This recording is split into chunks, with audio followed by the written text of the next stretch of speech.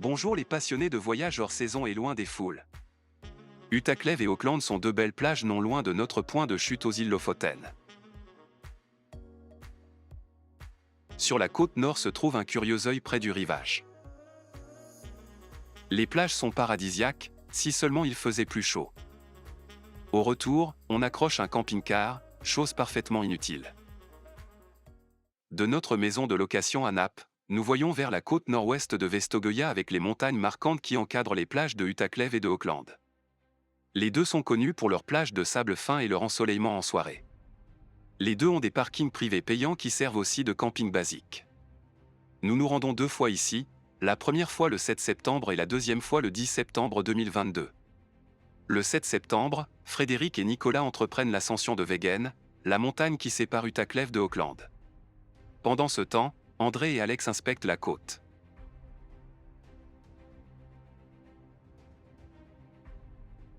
La plage de Utaklev est la plus grande au nord. Elle est bordée au sud par les montagnes Wegen et Mannen.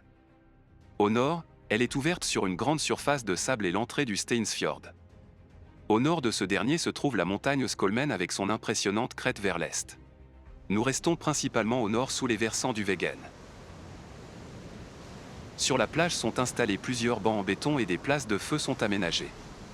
Il n'y a cependant pas de bois sur place et nous trouvons qu'il fait trop frais pour pique-niquer ici. Alexandra expérimente avec des longues expositions dans les vagues. La scène varie tout le temps avec les nuages et la couleur du ciel. On peut aussi varier le premier plan, roche-mer, grosses pierres arrondies, plage ou herbe broutée par les moutons. Pendant ce temps, André filme les vagues qui se brisent sur les rochers.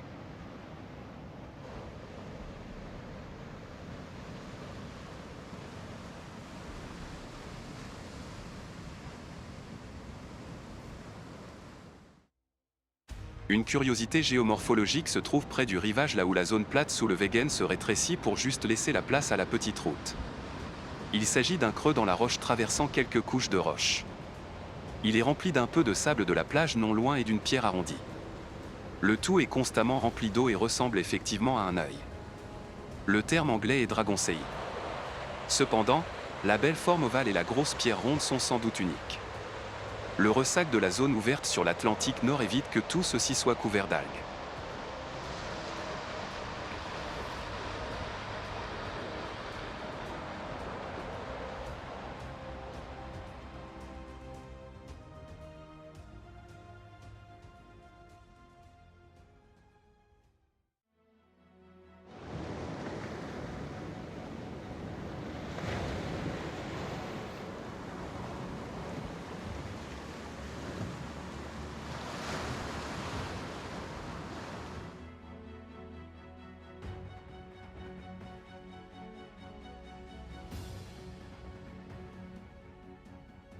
Nous avançons le long de la piste au nord du Wegen jusqu'au cap devancé par le gros îlot Toa.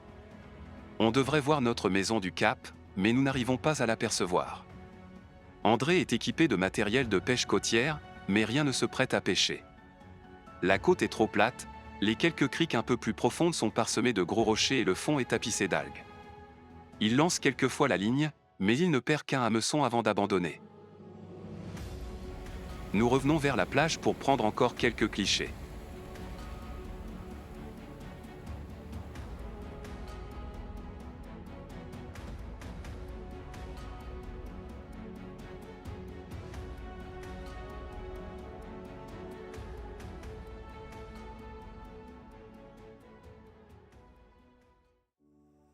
La baie Vigbukta est encastrée entre la montagne Verberget au sud et Wegen au nord.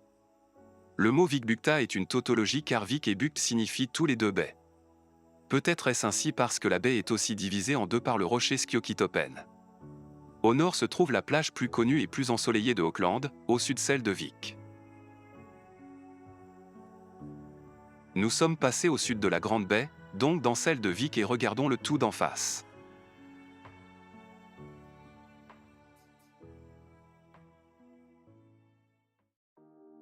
Nicolas et Frédéric montent le 7 septembre 2022 sur un sentier pas forcément visible au sommet de Wegen. Les quelques 500 mètres se montent plus ou moins d'une traite. La seule descente durant la montée est vers le point de vue non-Samaren au nord du sommet Wegen.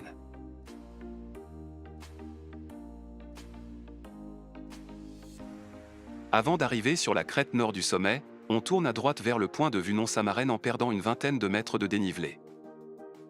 Les montagnes sur les caps ont tous à peu près la même hauteur d'environ 500 mètres.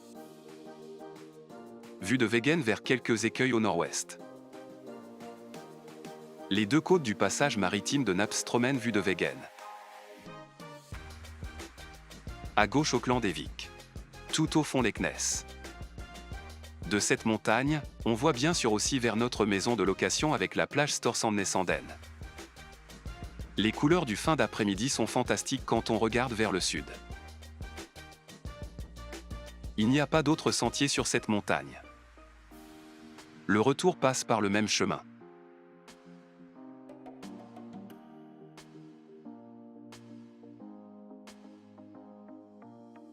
Frédéric et Nicolas retrouvent Alex et André au parking de Hutaklev pour rentrer à la maison à Naples. Les routes des îles Lofoten sont étroites et pleines de virages. Souvent, il n'est pas possible que deux voitures se croisent, encore moins des camping-cars. Notre trafic est un peu plus large qu'une voiture particulière, mais pas du tout aussi large qu'un gros camping-car qui vient dans l'autre sens. André est au volant, il y a un rail de sécurité de son côté, il ne peut pas s'écarter et pense que le conducteur d'en face s'écarte parce que de son côté il y a assez de place. Or, le gros camping-car ne dévie pas de sa route, il n'y a plus moyen de freiner et ce sont les deux rétroviseurs côté conducteur qui volent en éclats. Les deux coques restent plus ou moins en place. Chez nous il ne reste que le rétroviseur grand angle du bas. Le rétro principal est en 1000 morceaux et les attaches sont arrachées. Les trafics et modèles semblables sont rares en Norvège. Il n'y a pas de concessionnaire Renault aux îles Lofoten, on se rabat donc chez Volvo à Leknes. Ils disent que la pièce est impossible à trouver dans cette partie de la Norvège et ils nous conseillent de demander à la casse non loin. Nous sommes surpris d'y trouver au moins 3 trafics sous forme d'épave. Mais bien sûr, le rétroviseur conducteur manque tout le temps, surprise. Les temps de livraison sont trop longs, on roule ainsi jusqu'à la maison, donc encore plus de 2 semaines. Demain, on profitera de la météo annoncée encore meilleure pour aller en étape vers l'ouest des îles Lofoten. Des liens se trouvent à la fin de la vidéo et dans la description. À bientôt sur Voyage hors saison.